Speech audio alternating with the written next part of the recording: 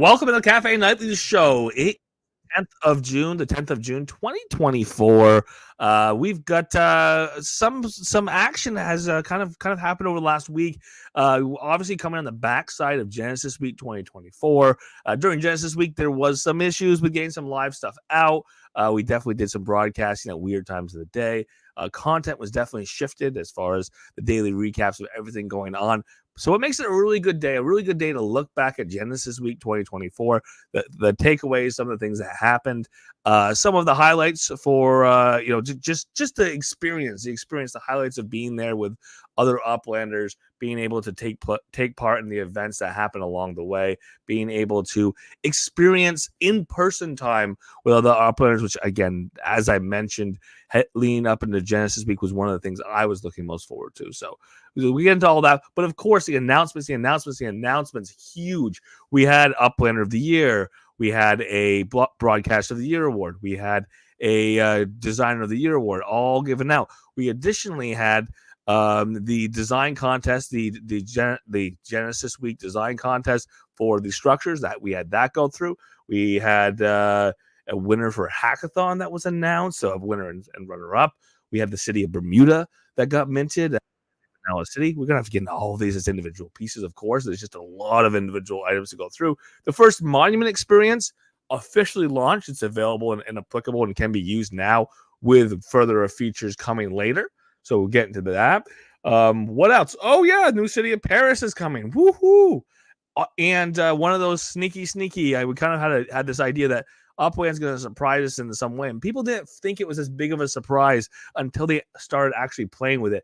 Feed, follow, and post. Upland gets a lot more social, and it's essentially its own social media app built right into the game of Upland. We'll get into what that looks like. We'll take a peek if you haven't taken a peek yet, and if you haven't taken a peek yet, jump in and start using it, because once you start realizing that you can post, you can build and maintain your own feeds and your own follows, and you can go ahead and see what other people are doing, both in actions and selling, trading, buying, as well as posts or ads that people are putting out there. You're going to realize that this is a heck of a lot like having Twitter right inside the game of Upland. Obviously, it's not as full featured. Obviously, there's different people using it, but it is huge. It is huge to have these three features right at the game of Upland. Post with our purchases. It's really cool. So we'll get into all of that, and of course, definitely don't want to miss out on all of those little pieces here along the way. The booths were huge. The kart racing was huge. Again, as a social aspect, we did have presentations throughout the day where we had or a couple partners. We had Matilda present as a partner. We had John from Nowhere present as a Upland partner. So we did see that happen. And again, right along with that first experience in the game of Upland for a monument that's coming from Nowhere, we also got some more information and some updates from Nowhere for some stuff to watch out for down the line that will be coming in Upland. You know, it's a soon factor. We don't know when, but we know it's coming eventually. And oh yeah, the big piece, we'll talk about it at the end, but the big piece, Sparklet listing by the end of the summer 2024, ? That was part of that teaser presentation that Upland always does at the end of Genesis Week or Genesis Live. Again, Paris announced as part of that teaser, as well as 2024 end of summer as the date for Spark listing with a ? On the end, meaning I think it's going to happen. That there's sounds that they think it's going to happen. Maybe the question mark is, what if there's something regulatory that comes up?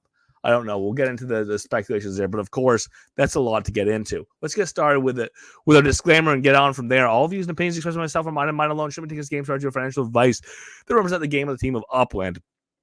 Any guests or contributors who we do have on, same thing. No game strategy advice, no financial advice. Does not represent the game of Upland, team of Upland, myself, the Goldsmith, the Cafe Nightly Show. All right, easy enough. I do want to get into some of these. Some things I can do visuals for, some things I can't do visuals for. Obviously, I can't do visuals for some of these pieces that were announcements and words only. I will apologize up front. Again, this is not really on the broadcasters. We had a lot of broadcasters who were doing a lot to put some information out there, or to share panels. Cheese did a good job of it. I tried. Audio was not great all the time. It was hard to get good audio because there was an imbalance between the noise in the room and the speakers and where you had to be to catch the right sound. You thought you had it, and then you had noise cancellation kick in because you had too much noise coming from somewhere else, and now the primary from the speakers is not being picked up well because people weren't mic'd and we didn't have live mics coming into our devices directly. So the audio wasn't great. It's like I said, Cheese has some out there that are watchable, that are very watchable. Some of the presentations, again, the audio does get a little hard to hear because of competing noises. But what the be all and takeaway from our awards and announcements here. Let's take a look at the individuals again. No good visuals for this, but definitely easy enough to get into. Uplander of the year. We went over the nominees a couple times. We interviewed a few of them. Elijah Judah becoming the 2024 Uplander of the year. Congratulations, Elijah. We did have the broadcast of the year. This year was the UPX podcast. Too Stupid to Win and Thank Me Later. Obviously, we had interviewed and sat down with them last week. Prior to last week, is my math wrong here? The week before Genesis week, anyways. To go over again the nomination and what they were looking forward to at Genesis week and all the excitement. And I guess we had a lot of excitement at Genesis week. Congratulations to Super to Win and Thank Me Later. And then, of course, Designer of the Year, the one and only. The one and only Take a Bow, D-Tech. D-Tech winning this year. And just like last year, he won the design contest last year, but not the design of the year. This year, he wins the design of the year and the design contest. Design contest, obviously, for the customized or for the specific structures that will be assigned to a to be announced, not yet announced neighborhood. Those structures, those to be announced structures, that again, 2 of them are designed, 3 of them still to be designed. Those will be tied again to a specific neighborhood. Congratulations, D-Tech, on winning both of those contests. Again, one of them just recognizing the overall body of the work over the year of 2024, in 2023 into 2024 from last Genesis week for that year, for all the body of work for designs that have been put in both for contests as well as for the UGC creations. UGC creations obviously include things that were made for Samurai Aquatics, things that were made for More Cheese, Pixel Palace, things that were made for D-Tech. Directly, he's made for himself, as well as again, all of those submissions to contests. A couple of them winners, a couple of them, submissions that may not have won other contests. So all of that artwork, all that body of artwork, contributing to Designer of the Year.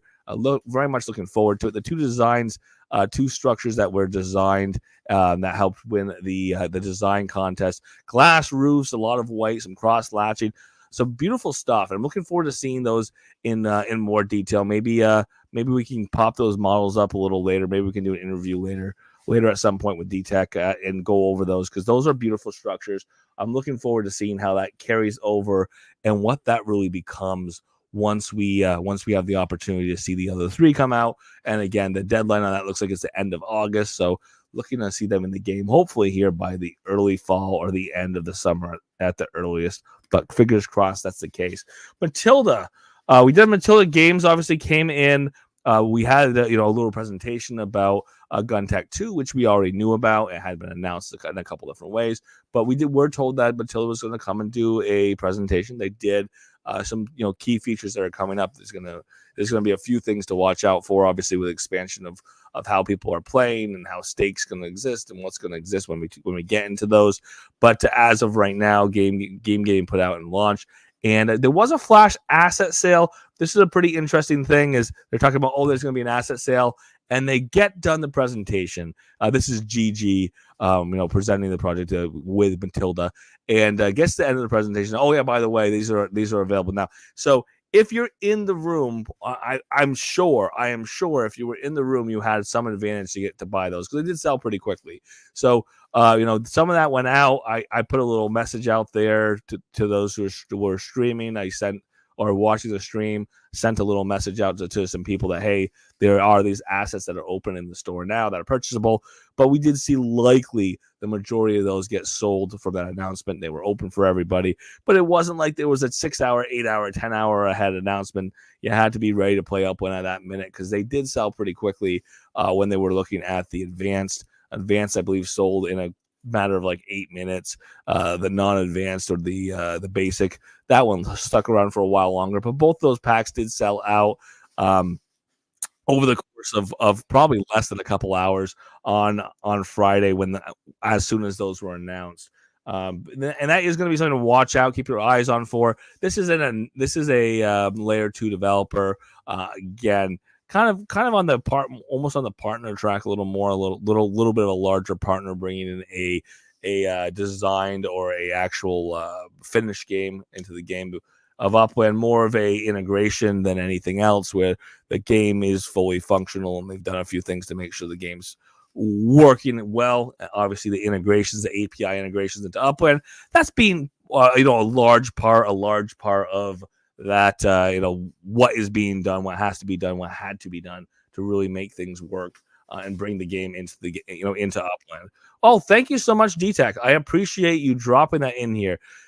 D-Tech has a lot of blendering to do now because Upland gave me 5 Spark. All right, there you go, there you go, D-Tech. Yes, the prize on that, D-Tech, was 5 Spark up front and then 5 properties. You don't get your 5 properties until you submit everything you need to submit by the middle of August. But the 5 Spark already in your account. So congratulations, D-Tech, on that 5 Spark. And thank you so much. I'm going to actually get this over and get this shared for the YouTube, because those are the images of the structures that I was looking for. And I really appreciate you doing that for me, D-Tech.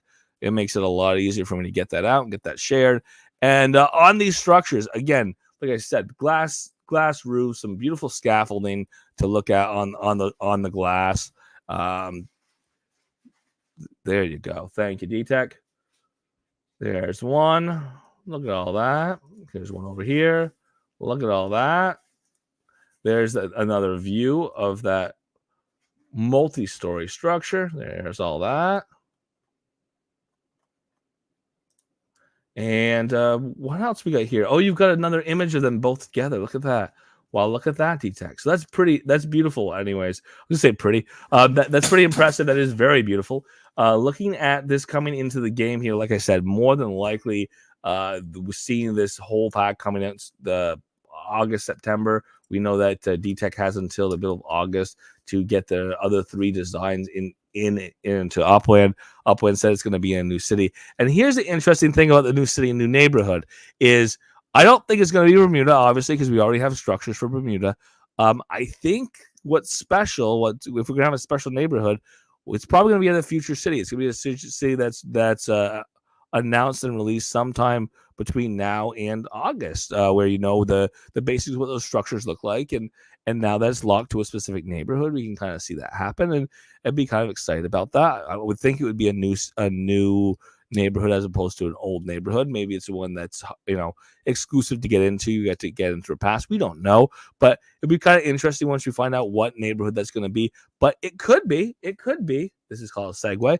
It could be Paris, because Paris was announced as part of our, and I will get this out of the way here, was announced as part of our closing announcements at Genesis Week 2024, a Genesis live event.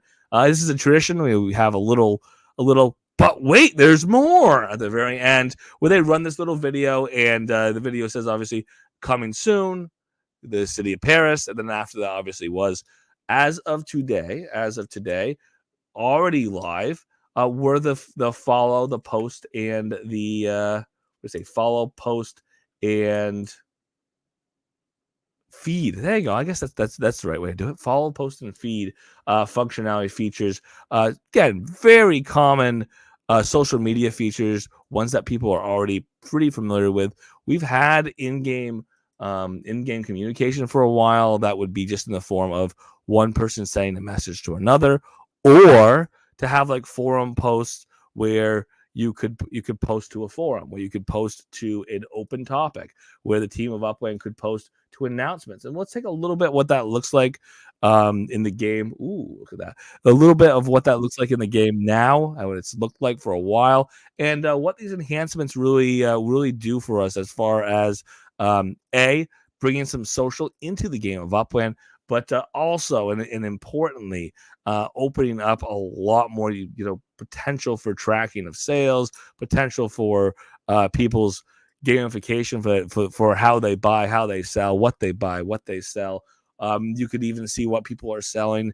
If you have certain individuals you're trying to keep track of, these are all possibilities here. So what we had up until 2 days ago was we had this channels right here, and we had chat. This right here is channels.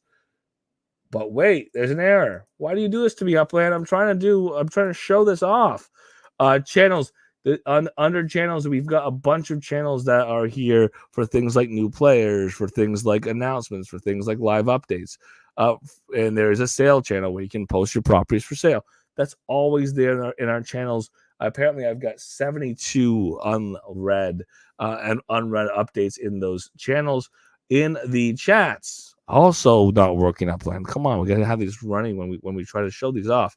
Also the chats, it's essentially like a DM where I can search a name of somebody who's already set up for the chat feature. I can go and send them a message directly. They can send me a message directly. So that works pretty well as a messenger. Pretty similar to a DM in any other social media, DM in Discord or DM on Twitter. Just a similar way that would work. But wait, there was all those other social media features we were missing, and now they're here. So we do have this following.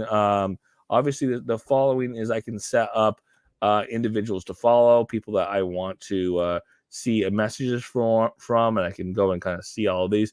What's kind of interesting on the following side of things is it's chronological, and it ends up being kind of set here chronologically, and then I question, just like Twitter, is how does one chronology jump in front of the other? But yeah, we go. So it's set up chronological so that we are generally looking at what's happening newest along the way.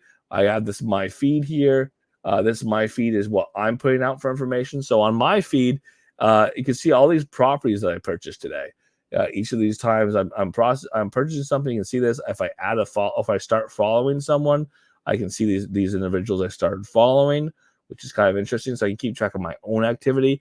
And the kind of interesting thing about using your feed is I could almost use my feed as a record, a tracking of what I've been doing in the game of Upland. Because people have had that. How do I pull this record of what I did last week? Well, I could do this right here. I could say I bought this property, I bought this property, I bought this property. I can see the prices. This one's $5.80. This one here is $9.50. Obviously, this is on secondary. I can see the address of the property. If I wanted to, I click right here. I can go see that property that I purchased today. So look at that. So it's kind of easy for me to go back and do that. And let's say I minted a property. When you go and mint a property, what ends up happening is you can't go and build in that structure for a while. You can't move stuff to that property for a while because while that is being secured on the blockchain, while the purchase is being secured on the blockchain, there's certain functionalities that you do not have with that property. So you might go away for 5 minutes, not being able to do so. Just go back to your feed, tap the button, boom, right to that property. So there's a huge feature there. But this is also, when it's my feed, this is also what's being shared with those who follow me. So this is me following a bunch of people right now already. I can see that there's a lot of these going out. There are going to be, and there's going to have to be ways to let's report. Obviously, this is reply. Oh, this is forward. This is like. This is reply here in the corner. There's going to have to be ways for people to try to long-term filter these out. I don't think we have priority filtering right now. So if one person does a ton of activities all at the same time, look at this, a ton of activities all at the same time, they have that long line, this person went out and followed 10 different people. Boom, boom, boom, boom, boom, boom. So that all shows up as activity one right after the other. So as of right now, with that chronology base, it could get clogged up. It can be clogged up by one individual doing a lot of actions over a short period of time. But it's pretty interesting here. So if you are looking at questioning, how do I use this, or what does this mean? Pretty simple as far as how do I follow. I can see here, I can get to my feed from my property card. And that's a new feature here. We already had the profile picture. We already had the referral program, but now we have this feed. So I can click on the feed and I can see what's going on here. That draws this up. Same information, same things that I would have if I was just going down to the messages here down in the lower right-hand corner. But I can, again, pop it up here. If I want to go and follow someone, that's pretty simple. Pretty simple is I would go over here or go to the search player. or I would see someone floating around the Upland metaverse. Look at this right here.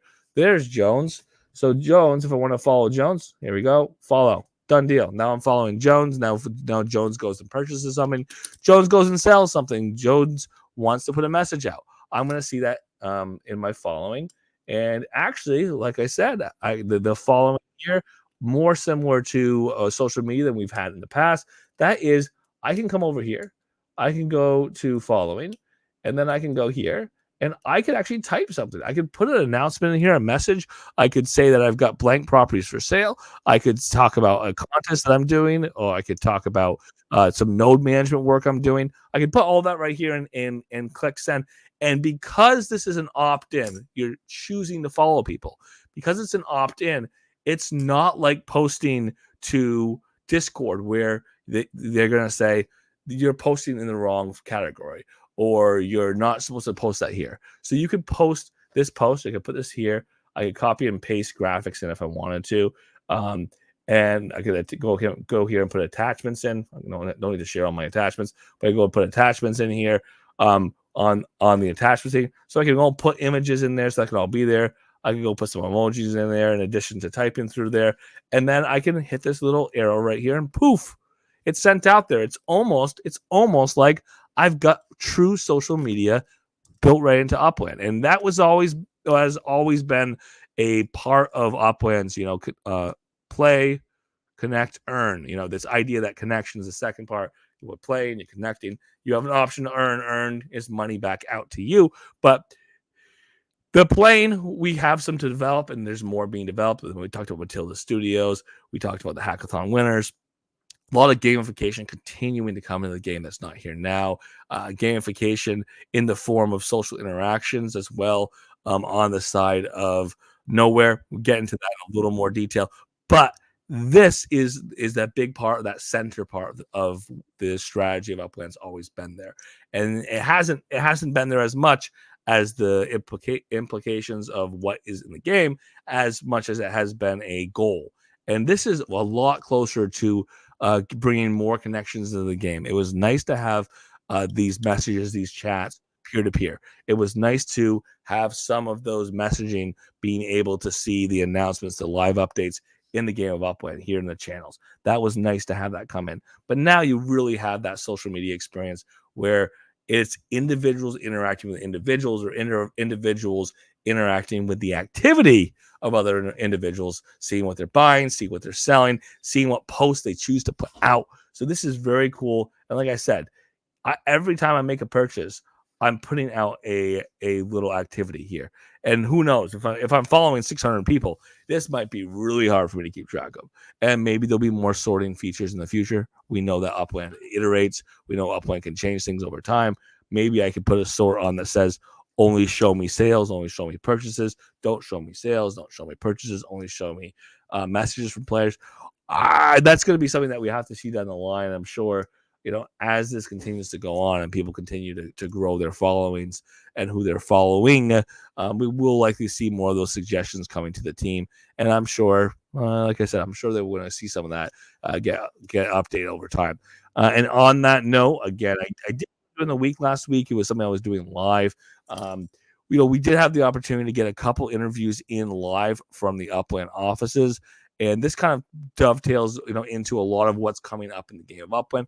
I've got more confidence than I've ever had in what's coming up in the game of Upland. I had the opportunity to talk with Pavel, who is, or Pavlo, as he prefers to be called. Again, the Ukrainian versus the English pronunciation. The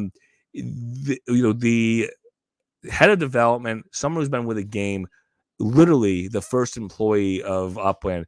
You call it employee 1, you can call it employee 0, depending on your parlance when you talk about startups. But he was the first actual paid employee of Upland outside of the founders to come in and start getting the game set up. Go figure, it's a game. They had to start building before they could have a game. They couldn't have marketing until they had a game to market. They couldn't have the community managers until they had a game to have community managers for. So Pavel was the first employee of the game of Upland and has been with the game since. Obviously, starting out with building a team, an original team here, being a project manager, and being able to build build and implement, coding in one project at a time, one piece at a time, has that team, kind of works towards that goal. And, scaling up from, the 4 people that, were part of that development team underneath them, up to 40 staff of 40 now and programmers. That is individual silos. That means that we have different programming groups. We have different leaders of each of those groups. So we have some leaders there going in and potentially delegating to sub leaders. It means that we have multiple projects being done at the same time, but it means that we do have somebody who's got experience with Upland and Pavlo, who's been with the game for literally 6 years. I said, "Oh, your 5th birthday is coming right up," and he said, "Yeah, 5th birthday for the game of Upland, 6th birthday for Pavlo," because the game didn't show up. The game started in 2018, started being developed in 2018.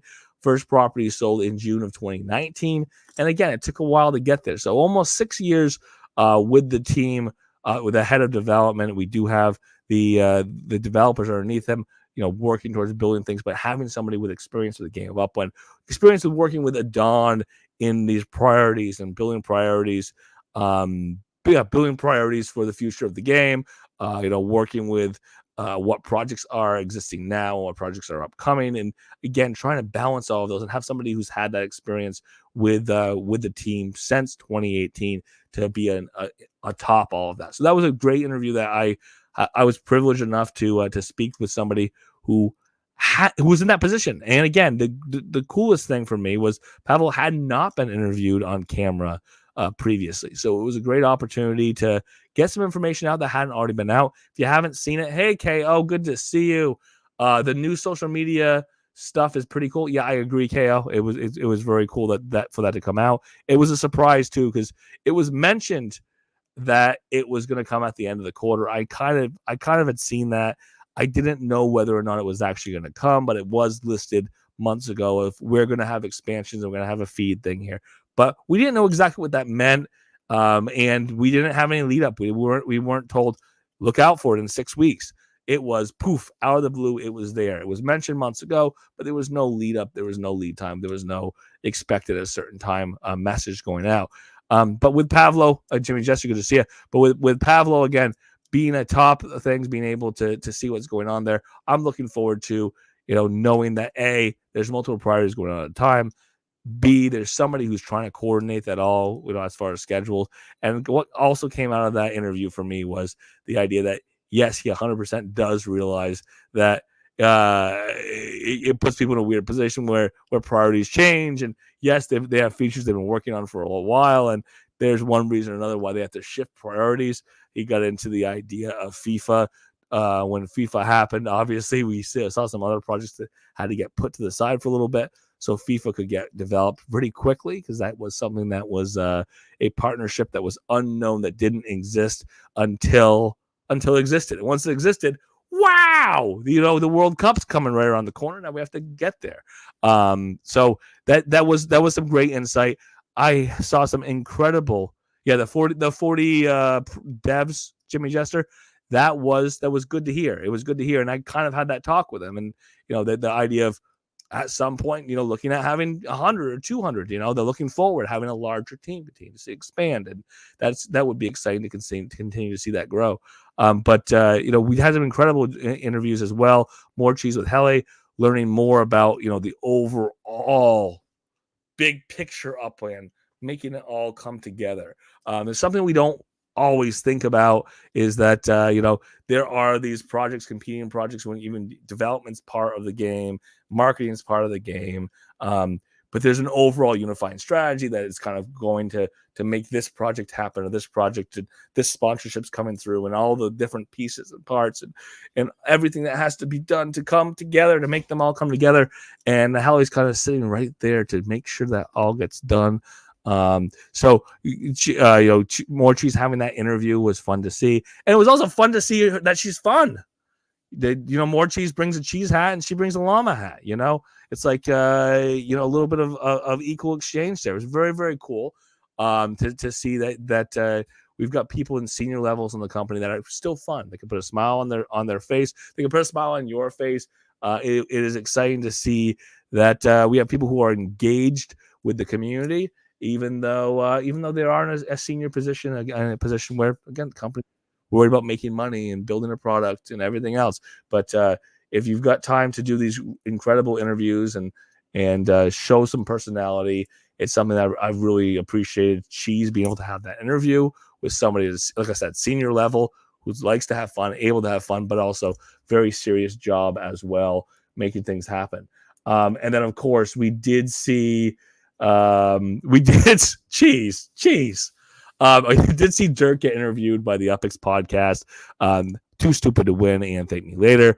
Obviously these were all done on Thursday. They are all out there, so check on Twitter. Upland did retweet them, so if you go and look at Upland's feed on wow, I almost said the wrong word. If you look at their feed on Twitter, you can run down their feed and you can see that on Thursday they did retweet all of the broadcasts, so you could use those retweets. You can check my feed, you can check Cheese's feed, you can go and check. And again, not Upland feed. Maybe I can start using my Upland feed to put shows out. This is going to be lovely.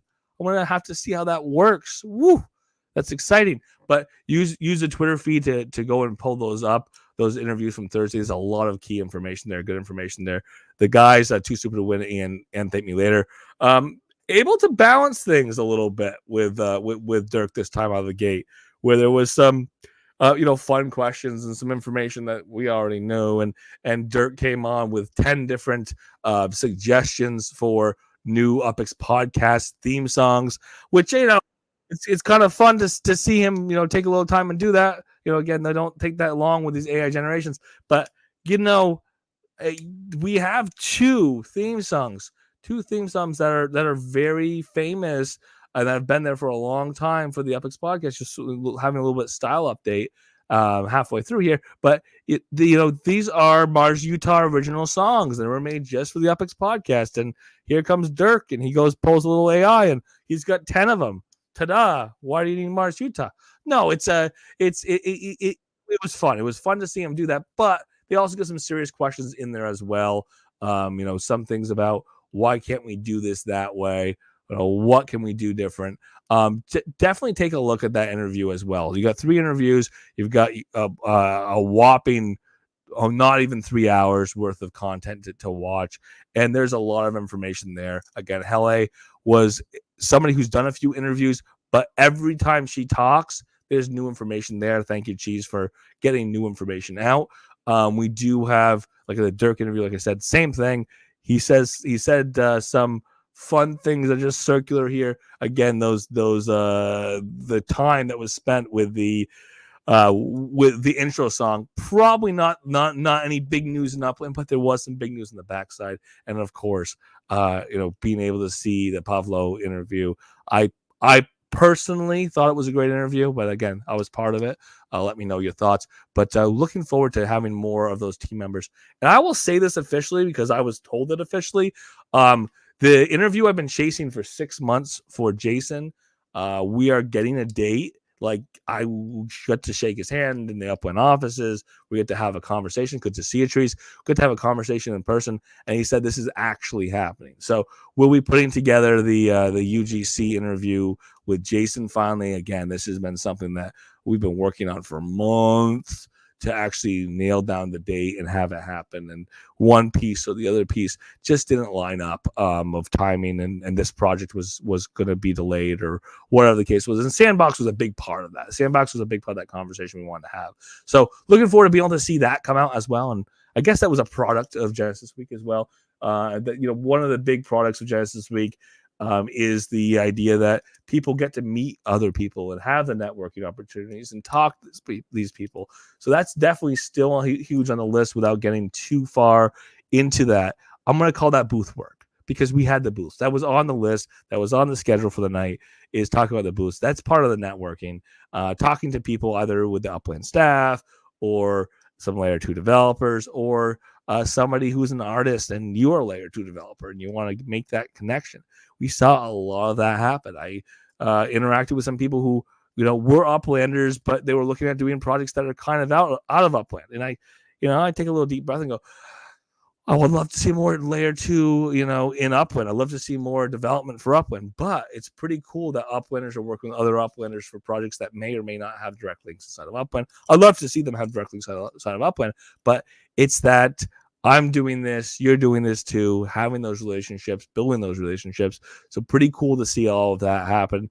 And right alongside there, when you get into the booth work, we had Upland having its own booth right alongside the booth work, and that was with the beta version. And I say beta, it's closed beta, it's not available in the game of Upland.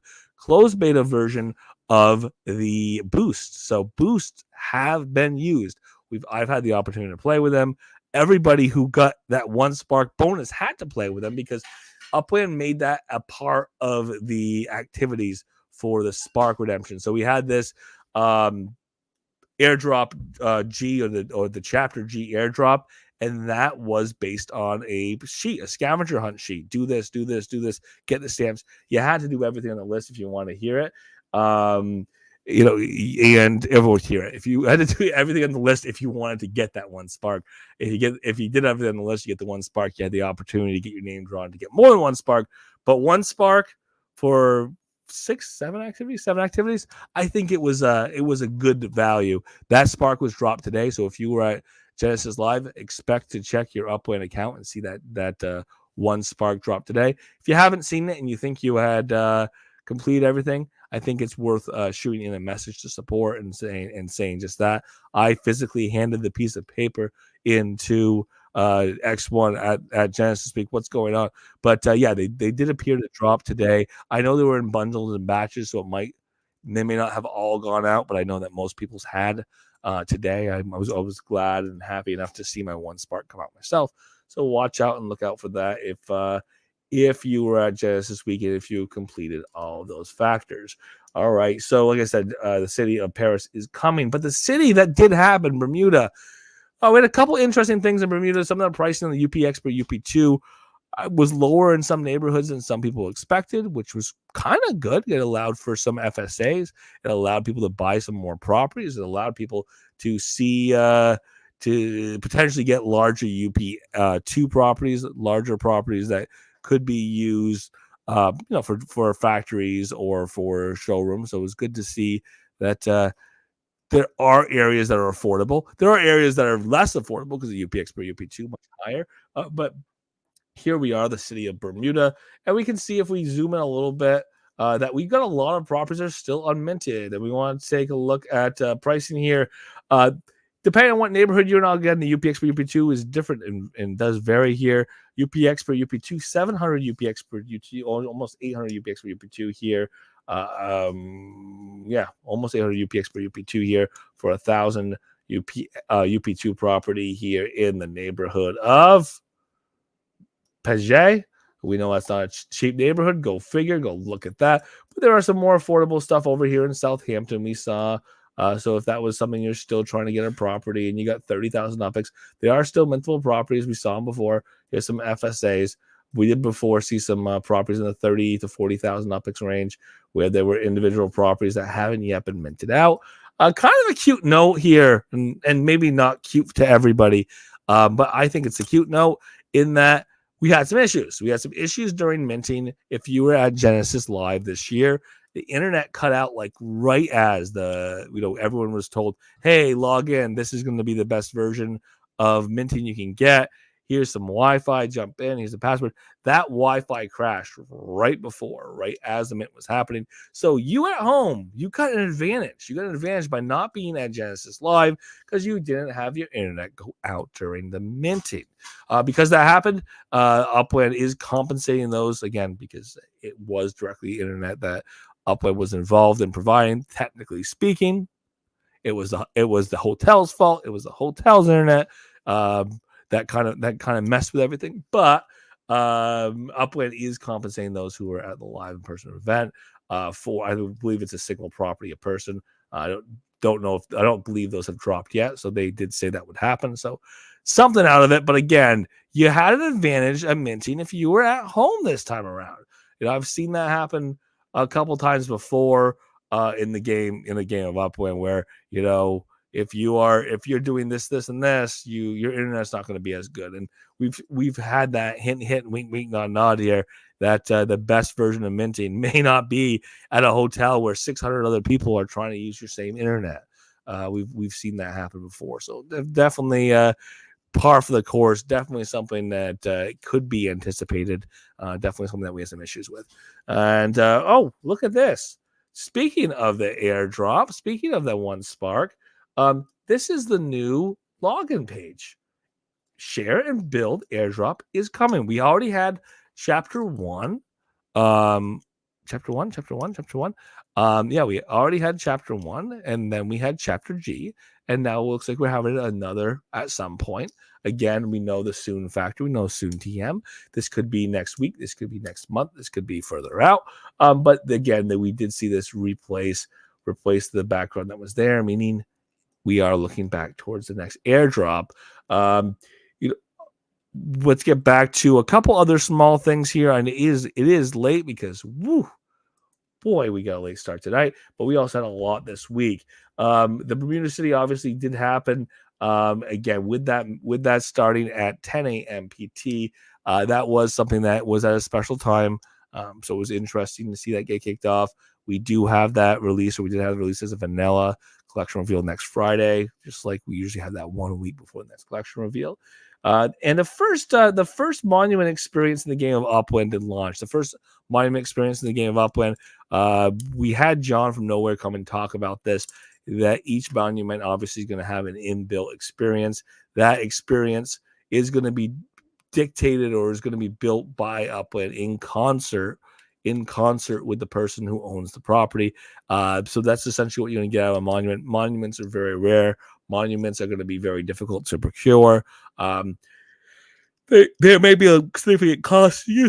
There may be significant cost associated with them, or it may be built into some contest where it's a very, very high tier of contest with a high amount of entry, high amount of effort to get to the top. Just like Lucille Stadium, there was a lot of effort required to get to the stadium.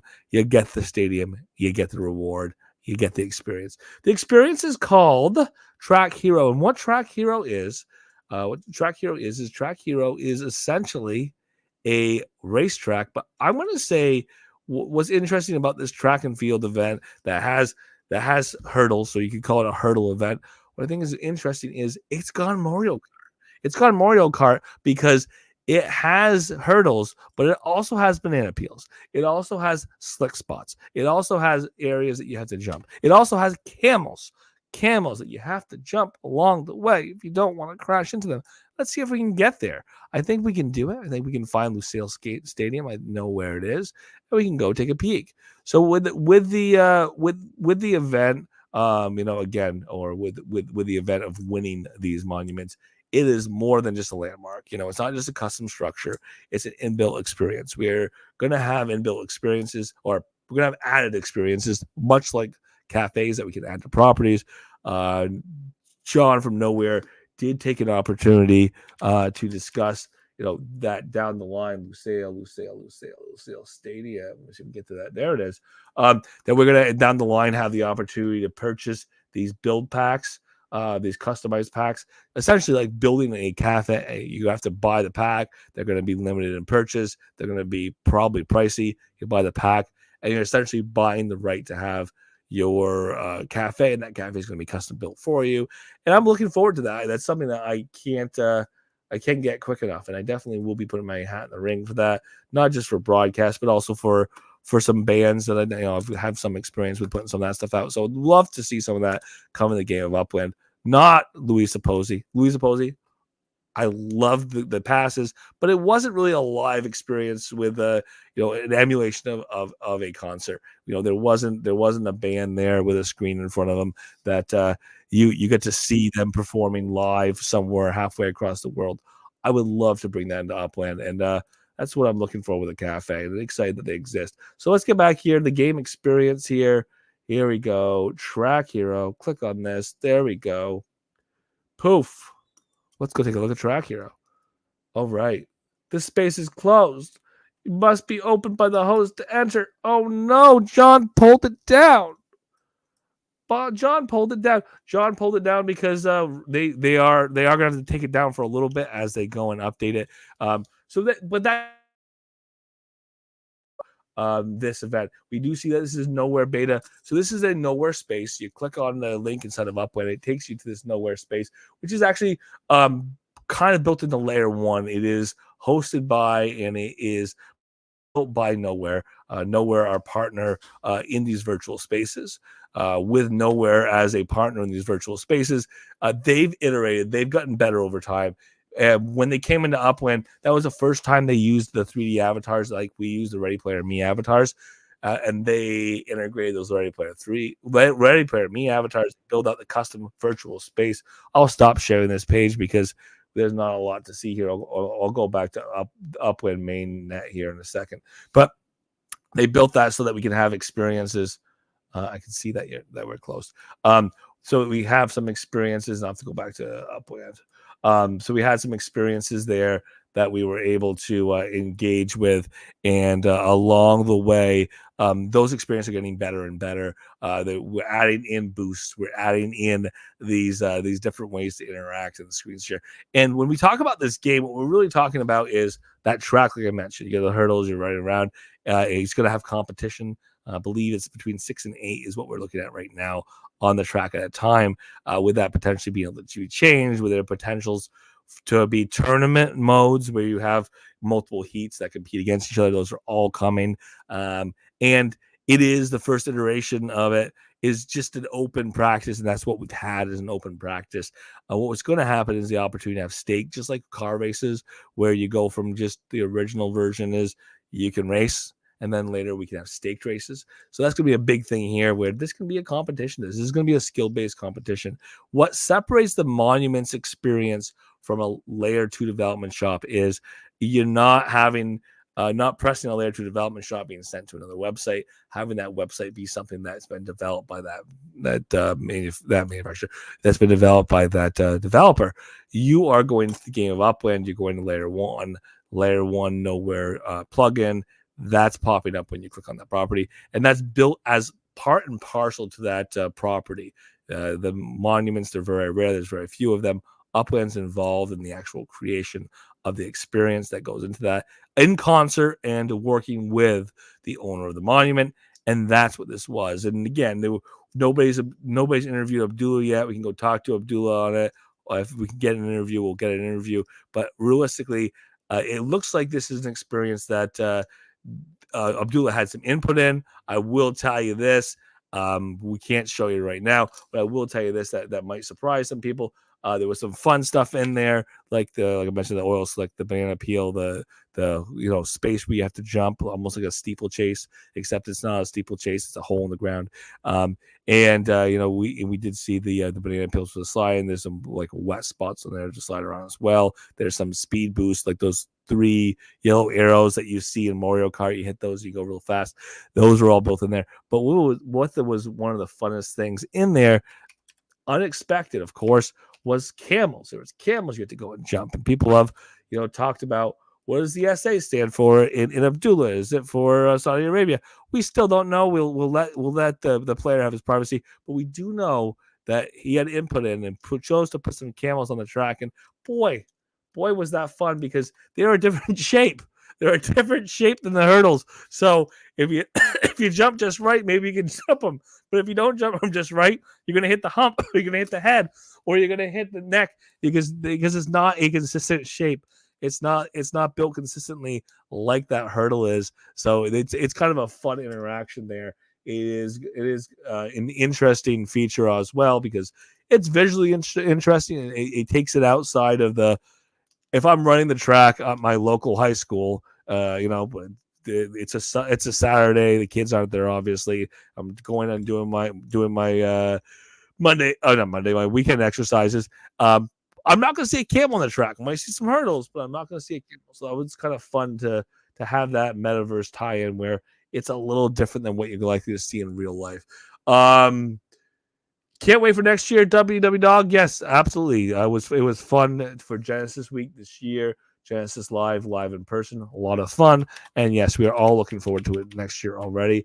I heard some talk about things people wanted to do differently already. The teams looking for suggestions for people who went and their experience. I'm sure people are going to be having plenty of time to put that in. But it's funny to see the team already talk about it. The ninjas were there. It did not open to the public yet. Yes, the ninjas were there. Jimmy Jester, they did put out a little piece on it when they got back.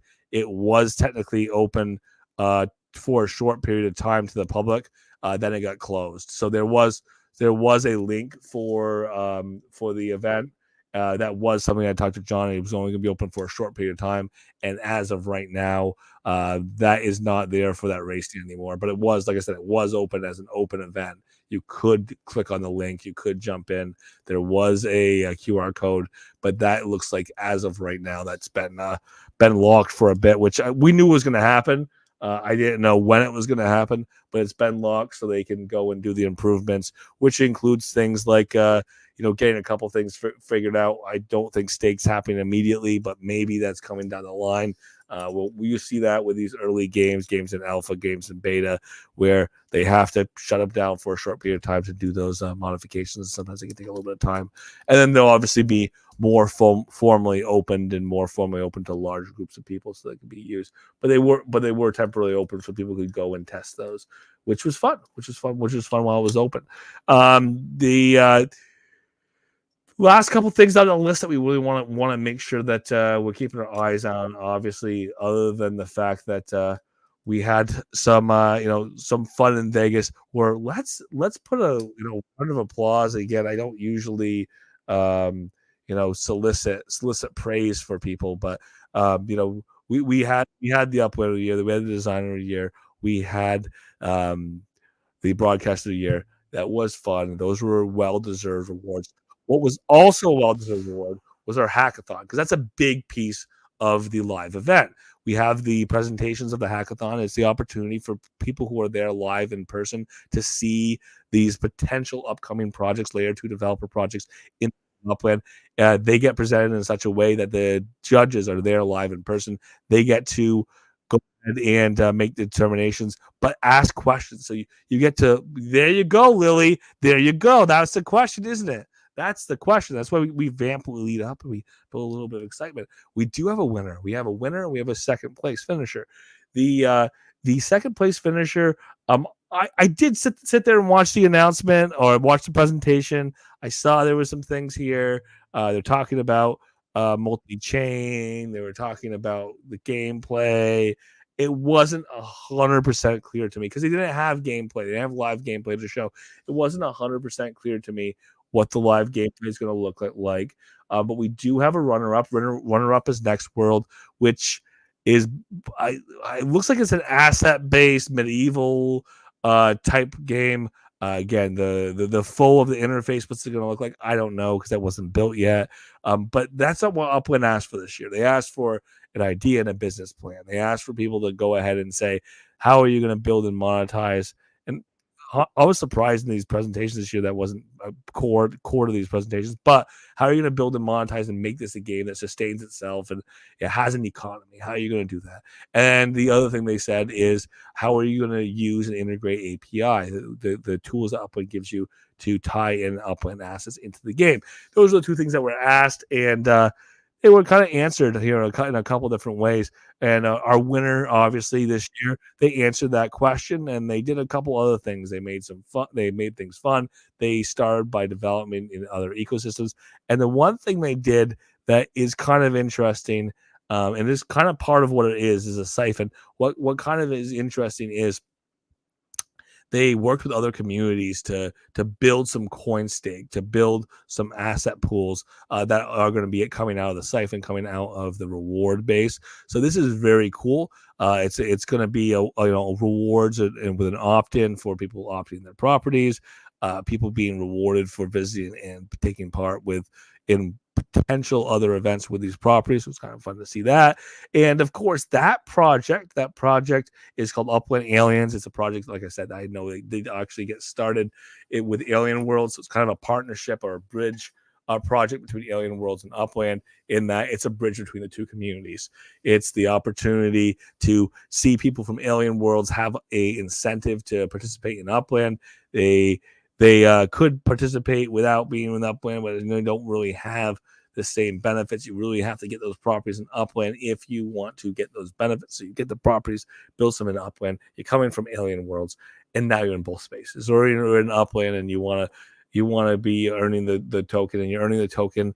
TLM, is that was? Yeah, it was this TLM for Alien Worlds, and you can take that TLM and you can go use it in the Alien World. So you kind of have that bridge because there's multiple coins that are tied to the output of the siphon, and there's a bunch of them, that whole list of them. And because you have those multiple coins on the output of the siphon, you're kind of tying these multiple ecosystems together. And yes, they're using Upland's properties to facilitate this tracking of Upland's properties, who owns what when, that being a key part of who's earning what when. So that is congratulations very much. So the team, there was a number of members, agency was on board as a community manager. We have the one and only Joe Lives as so many things, I believe, but the project architect without being the developer. I don't know what the title is there. We do have the developer built in there, or in along the way developer. Obviously, Tid has been headed towards building something for a long time, and obviously here he is with a project that does win the hackathon for the year. And then, of course, they have other members, and I can't get all the way down the list because I know there's a couple other members on their team. So congratulations to the Upland Aliens as the hackathon winner 2024. We will see that continue to get developed. As of right now, we know there's a grant that goes out. That's an amount that goes out for winning, startup grant, initial grant. And then we know that once they meet a certain window of development, once they're ready to actually hit this with the release, then they get another amount of UPEX, or sorry, USD, sorry, another grant, another amount of USD. And then, of course, at the end, once everything is good and out, Upland is going to allow them to pitch for that pro status and for the potentially Sparklet grant. So that's going to be pretty exciting to see those develop and build out. We know from history that games do not, and projects do not, develop overnight. If you win these contests, you have a great project. You have one that sounds great on paper. It takes a long time. It's not a matter of just a little bit of effort. It's a bit of effort and time to get these developed and through all the way. So congratulations to that one. And also, you got some work cut out for you. Expect that to be the case. Definitely a decent amount of work to run through there. And then, of course, a couple other small things on this list as well. We know that we have some experiences coming in from nowhere. I mentioned the idea of cafes potentially being built out in the not so distant future. We know that we have the spaceships that will have a utility base that they go and sell out. They have a utility base with Matilda. Lot to watch out for as far as these expansion of the layer 2s. And I think there was a couple of things that were not announced, but definitely should be noted. We did have the sale. And again, some people could say, "Oh, that's interesting that it wasn't noted." I think that there was so much to present that not everything got a direct address. But one of the things that was interesting to address that didn't get addressed was totems. We know that there was a sale recently for the totem potions, and with the sale for the totem potions, we don't know when the next totem series is going to be. So keep an eye out for that. That's what I'm going to recommend we keep in mind. But the city of Paris is going to be pretty major. We know that Upland's been kind of sitting on Paris with a potential of Paris being released after the World Cup, because the winner of the World Cup got their city released. So we had the potential for it coming out then. Obviously, the final game decided that Paris wasn't going to be the first city, or the city coming in to represent France. However, 2 years later, a year and a half later, here we are again, and we have another major sporting event that's going to be in Paris. We have the Olympics. So very possible that the timing of the release of Paris is going to coincide with the start of the Olympics. And the Olympics start in the very end of July into the middle of August, I believe. Yeah, so I believe there's more of it in August than in July, but it kind of runs through 3 weeks, 20 days or something of that nature. So keep your eyes out. The Paralympics that follow the Olympics, I do want to put a big spotlight there. Paralympics, obviously, for people who have physical disabilities, generally and quite often people injured one way or another.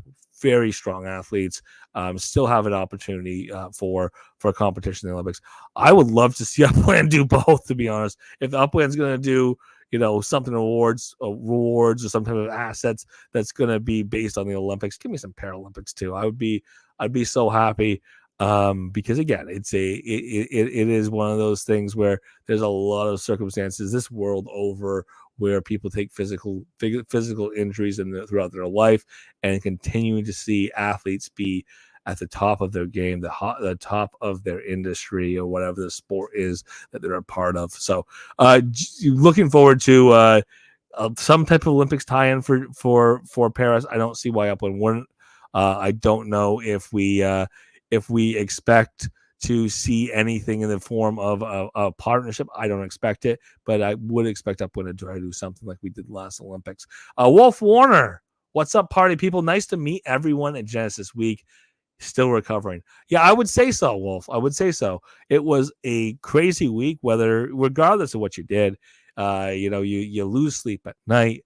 If you're traveling in from a long ways, you're trying to recuperate after flying halfway across the country potentially. So it is going to take a day or two, and I'm going to have to go back to work tomorrow, and I may not be at 100%. We'll have to see how that feels for me when I get up in the morning, but I have to go. I missed 4 days already for Genesis Week. I can't keep missing time for Genesis Week now that it's over.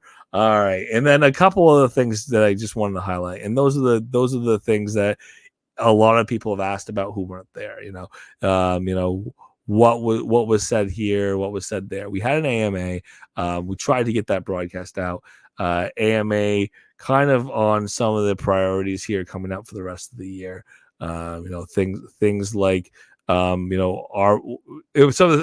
that in some cases were right around the bend, and some of them that weren't. Things like the Sparklet launch, which to the best of our knowledge, that listing is going to be the end of summer 2024, based on that announcement at the end of the event, which again was pretty exciting. We originally got the announcement last fall. With that original announcement, a lot of people who are familiar with tokens, we're looking at, hey, it's probably going to take a year between trying to get everything done and worried about regulation and trying to actually structurally build this event out and build the marketing and all that. It's probably the end of the summer. Well, again, the math is a year, right? So they started having this conversation last fall. End of summer this year looks right about that year. So that's pretty cool to look at it as a possibility. There was also some announcements here about improvements along the way. We had the one and only Jason. Like I said, I'm going to look forward to having that conversation with him as well.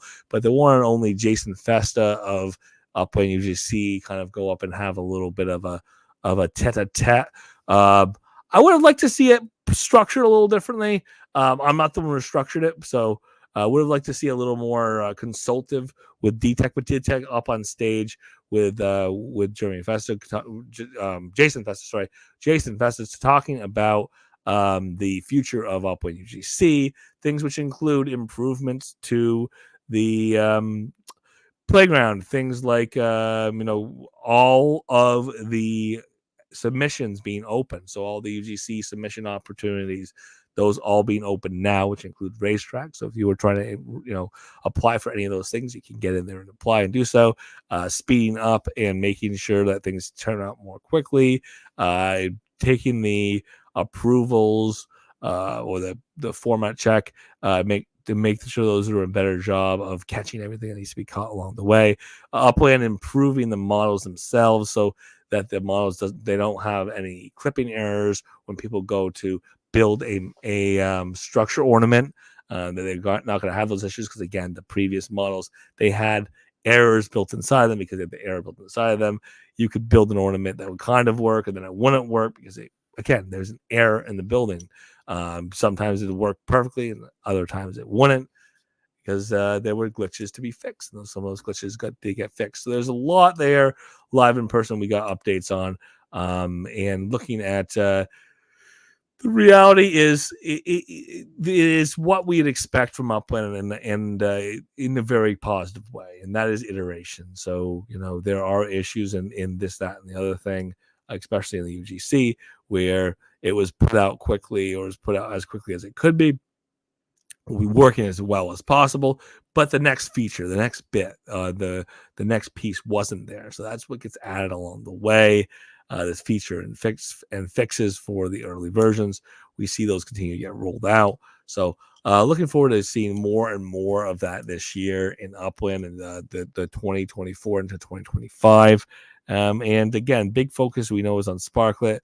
We know that we have a major city coming up, and of course, we know that we continue to have these priorities to get to the next version of everything, and that includes racing now going to have the consumables. And since they had us test the racing consumables in the game of Upland, or at Genesis Week in a beta, we expect to see those hit the ground or have them here even more so, or to continue to have those expedite and have those come out more quickly. So with that, I'm looking forward to a lot next year. Like I said, there's already suggestions about doing things different. The booths are hard when the booths are over on one side and the presentation's going on over here, and Goldsmith is here and more cheese is over there, and we're trying to film it. And now there's people who are realistically and rightfully having conversations about assets, about MetaVenture or a node over here, and that noise is competing with the noise on the stage, and now the audio sounds like crap. Maybe a solution to that, maybe a solution to how that works. I know there's reasoning for not separating the two too far so that people are still in the same area. I definitely get that. But that's a potential improvement that we had some issues with as far as that broadcasting was concerned this year. And just generally, looking for opportunities to potentially get, again, not to say that the stage presentations weren't exciting, but have a content that's exciting for people. Maybe if there's a niche content, maybe that could be taken and moved outside.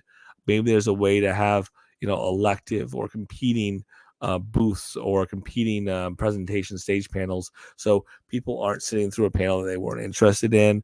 They aren't sitting in the back talking while the presentation is going on. So now you can't hear the presentation if you want to, because there's noise from people who don't want to hear the presentation. Maybe we could get it, do a better job of splitting those out in a way where those are less likely to be affected by loud noises in the back of the room. And we continue to see when we look at the improvements on the event, is we said it last year, we said it the year before in some ways, is maybe if we could just get another half a day in there. We know we have the meet and greet at 5 p.m. on the Thursday, and then a full day on Friday. If we could just, people have to get into town early. A lot of them, not everybody. A lot of people got into town 6 to 10 hours early anyways, if not more, before the meet and greet. And that's because of the schedules of flights, and you're unlikely to get there 20 minutes before. Again, that's not always going to work out like that, or rarely is going to work out like that. So since a lot of people come into town early, it is not a bad idea to get the thing started, be able to have panels potentially on Friday, or more interviews, or have opportunities for people to, get booths started on Thursday, so people can go and see the booths on Thursday. Gives them more time for that all to get done before the actual event. Just thoughts, no guarantees, no direct, concern or concern or contempt to the fact that what's been done. There were some things about the booths that I really liked. Just a lot of noise that were coming out of those booths, but they were well made. I mean, we're talking about these pop-up style banners that Upland manufactured for everybody who had a booth. They submitted the image, Upland printed them. gorgeous banner. So that was a huge keepsake. You get to bring home afterwards. You can use that for advertising if you're doing other festivals or other events. So that's kind of cool that Upland did do it that way. And otherwise, if we're gonna do a bunch of stage panels, I mean, let's make those stage panels count. Let's make them fun. Let's have a little bit of fun along the way. And on that note, one last little tidbit dropsy of what really happened. We had the first ever Upland game show that was done during a budding or when things are ending on the end of the presentations before the break for go rest period before dinner. Left House did run a game show. We did have some prizes given out in the form of Sparklet, in the form of UPX. Wow, where's my brain? In the form of UPX. Wouldn't it be nice to win Sparklet? UPX. So it was kind of fun to see those competitions go. Are those s'mores things you're talking about? Something I don't know what s'more. Oh, Cheese is talking about s'mores here. All it takes is spark, and then you have a full forest fire. Then you bring the marshmallows and the graham crackers. I really don't know this conversation is going, Cheese, but I love it. Just don't burn down Brooklyn Forest. Don't burn down our best forests. We'll probably be fine here. But we will see a lot going on. Again, I do see some notes here about other people running their own reviews of Genesis Week 2024. Lots going on there. We haven't had a UPX podcast. We haven't had a More Cheese in the Metaverse since Genesis Week. So look out for those follow-up shows as well. Very much looking forward to 2023, 2024. 2023-2024 year coming to an end with Genesis Week 2024. Very much looking forward to the 2024-2025 year. Running to Genesis Week 2025. So much to go on. So much to happen. Communication's already huge. Watch out for it. Sparklet listings coming up this fall. Watch out for it.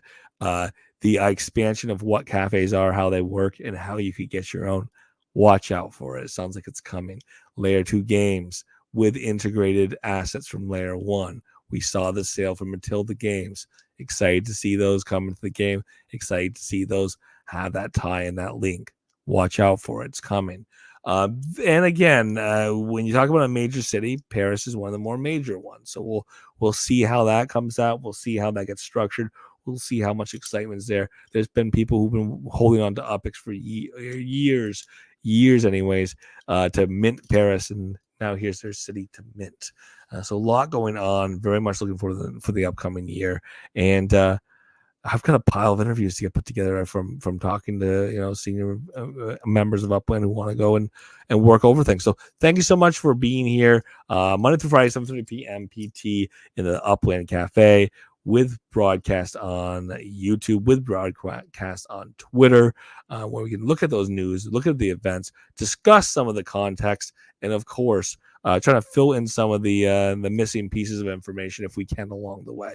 So thank you for being here. Again, go back and watch those 3 interviews from Genesis Week. If you want to take away, if you want some good quality content, because they were well produced, they worked out well. If you want a good quality content coming from Genesis Week 2024, watch the Pavel interview, watch the Helly interview, watch the Dirk interview. Those were 3 great pieces of content. More Cheese has some great videos, so go and check hers out. Like I said, my audio stunk. Her audio was a little better. Still, the audio wasn't perfect. So check out what More Cheese has put out from her videos at Genesis Week this year, from those panels, but also just fun things with meeting Uplanders along the way. So thank you so much for being here tonight. See you again tomorrow. And as always, if you're in the Upland Cafe, please feel free to unmute your mics. The floor is yours.